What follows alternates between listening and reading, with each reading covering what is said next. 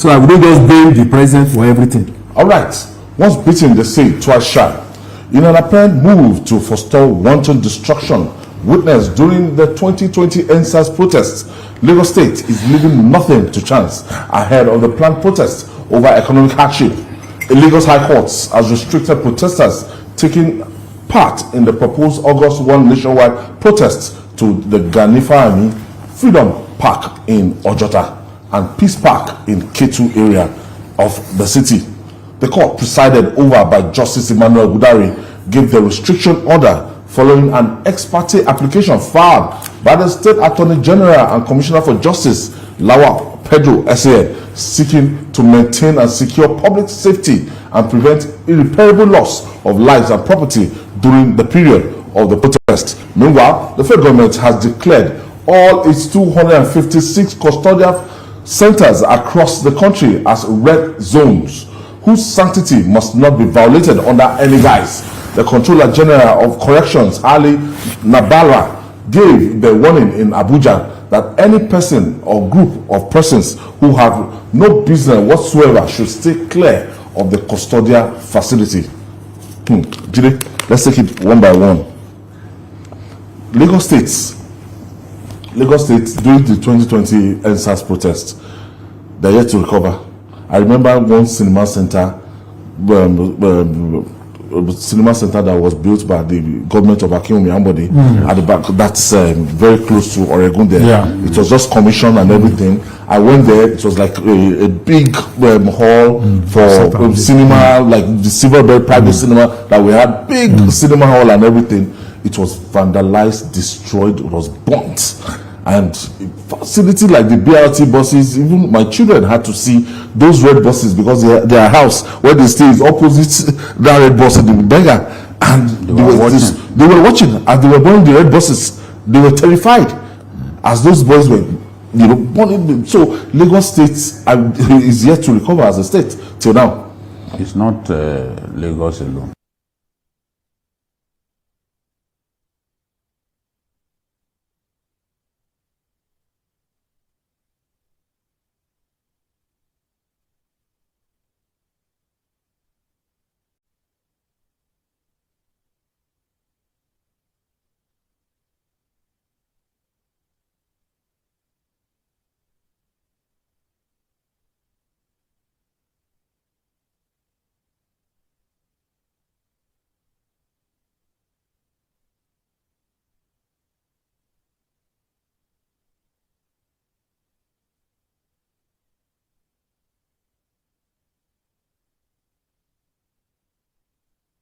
Try those prisoners, even if they are inside the prison.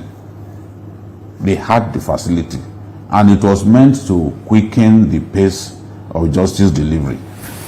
But it was set ablaze completely, along with some courts in the state destroying forensic equipment, completely destroying forensic equipment that have been there for years. Yes, I remember. So now, where does the Court of Appeal start from? If you destroy the court, the most modern court that they had in Lagos there, meant to quicken the pace of justice delivery. So you destroyed so many things, and this is the reason people are scared. I hear people talk about, that it is the inalienable right of people to protest. Who is saying that it is not the right of Nigerians to protest? Who has said, no, it is not your right, you must not protest? The fear that the government and many other people have is that the protest, if it is not localized in particular areas.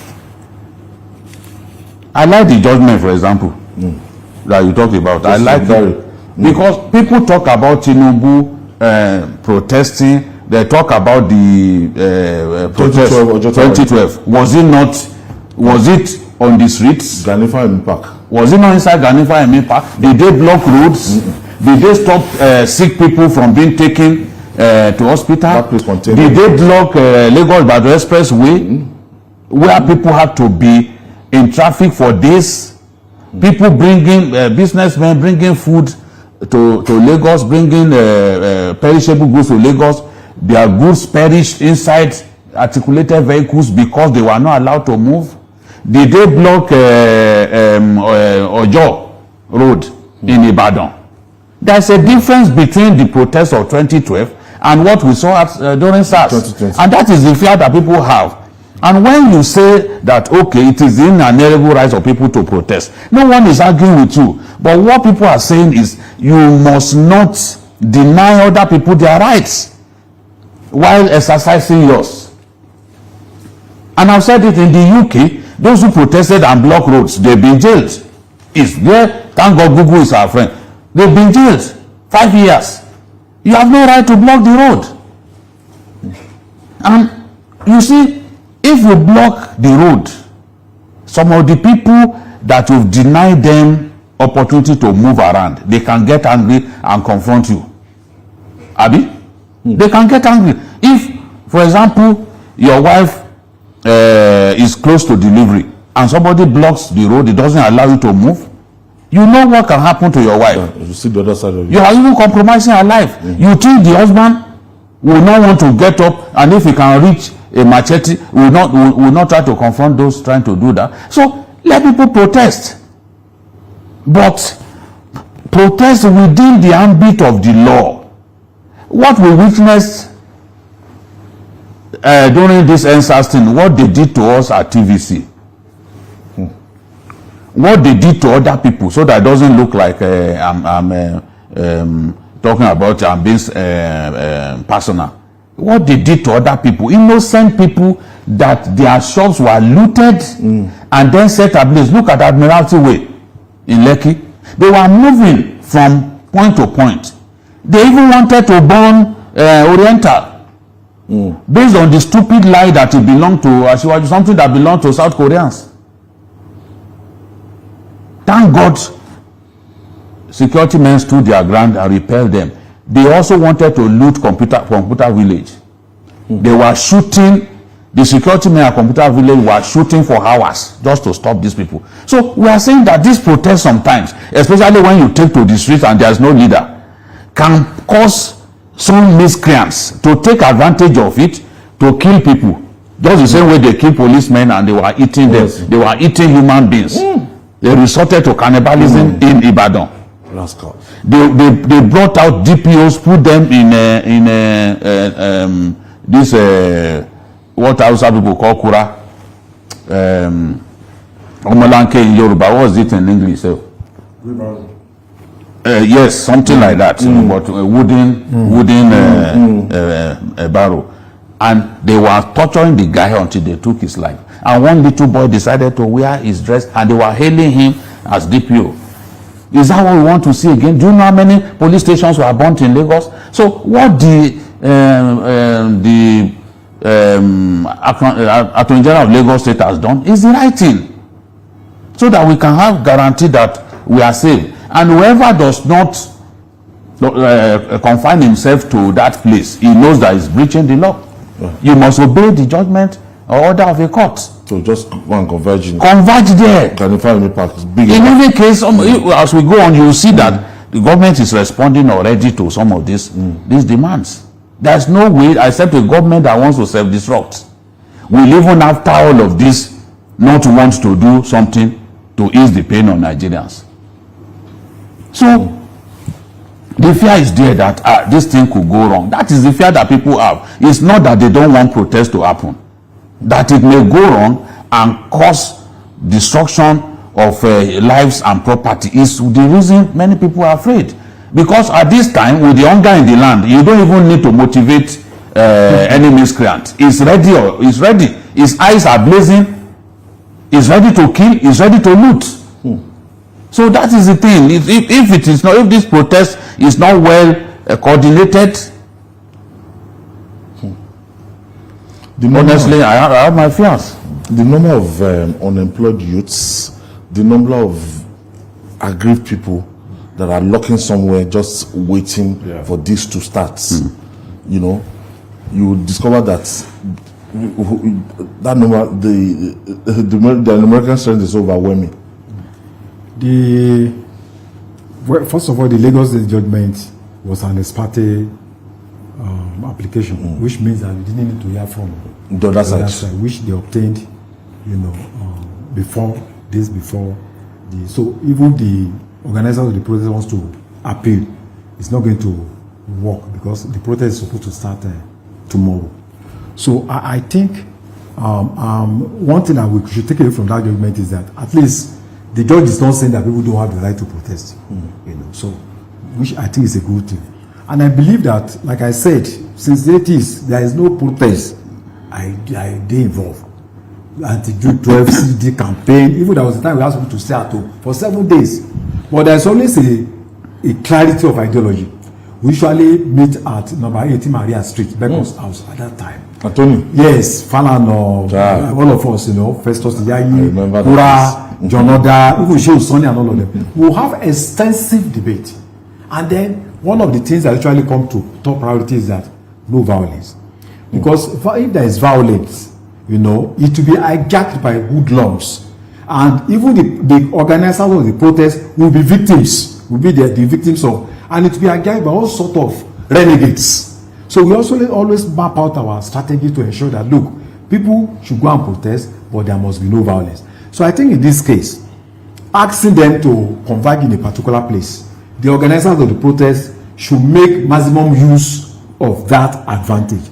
Let them gather there, you know, and then do your protest. Because the fact of the matter is that police has no numerical strength to police every government. So if the protest is widespread, you know, a lot of people will be raped.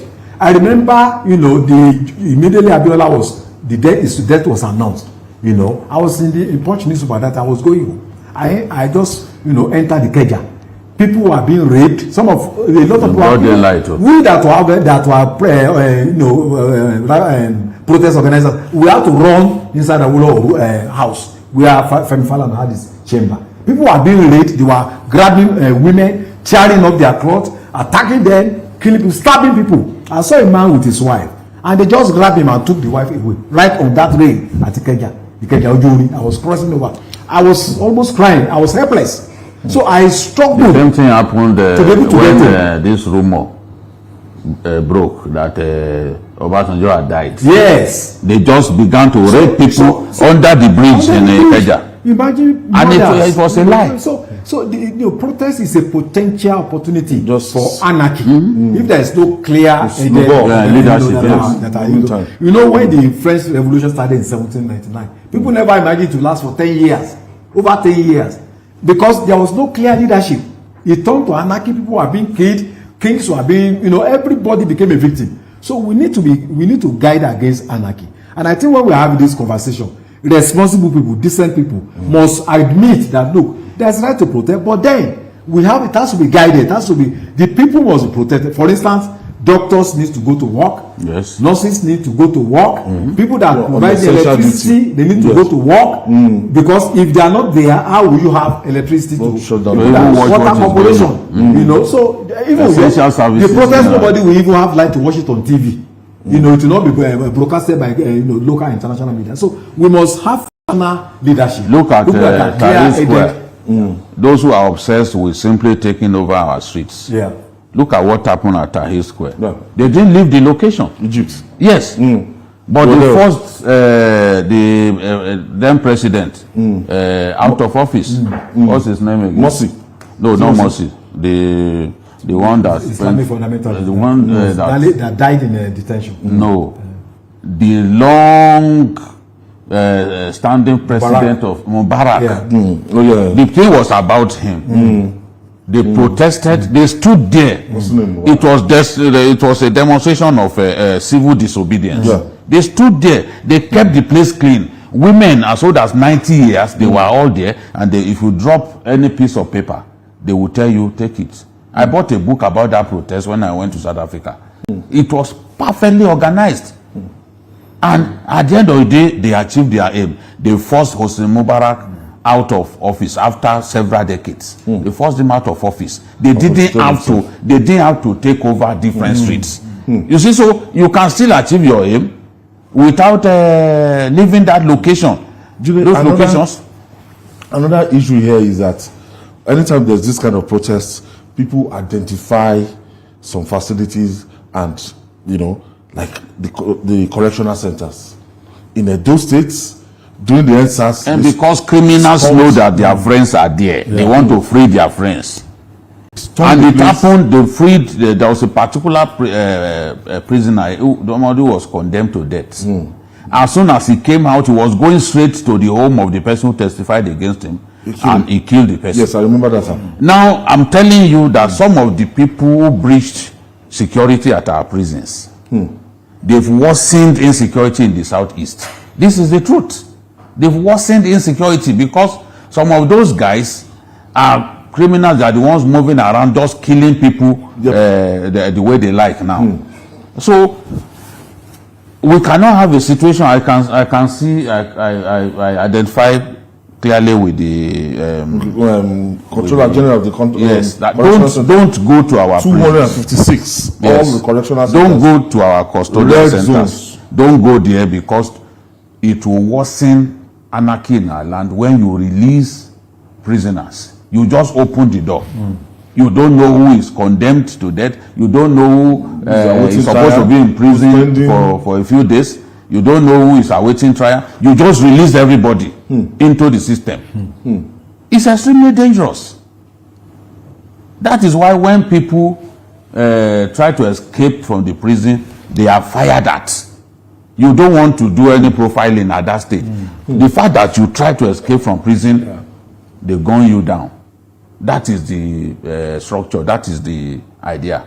So we have to secure such places so that we have enough problem on our hands with insecurity. So that they don't go and release people who worsen insecurity in our land. We have to secure our prisons. Yes. We have to secure them, keep them away. And that's why this protest has to be organized. The protest, whether we like it or not, has already set the government in a panic mode. And in that panic mode, they are addressing some of these demands. No doubt about it. They are addressing the demands. Some of the things that the president didn't do before now, is beginning to do them. So you've already secured the attention of the people that you need to secure, and they are engaging with people at the grassroots level, trying to get them to realize that, look, if we allow you to hit the streets, no one can tell what the outcome will be. Telling you, because the mob, you know the way the mob operates. It takes a madman within the mob to do something untoward. Others will simply join. Others will simply join. So don't block our roads. Let people be able to go to hospital. Let people be able to make ends meet. Look at the lesson from Kenya. As much as they protested, they set aside only 2 days in the week so that people can earn a living. Because they know that if people can't move around to earn a living, it can even lead to serious insecurity. To paralyze people. People rely on the day job, like drivers, like Okada riders. Yes. What if you stop them from moving around? What will they eat? They rely on that money that they make every given day to take care of their families. So don't block anybody's path to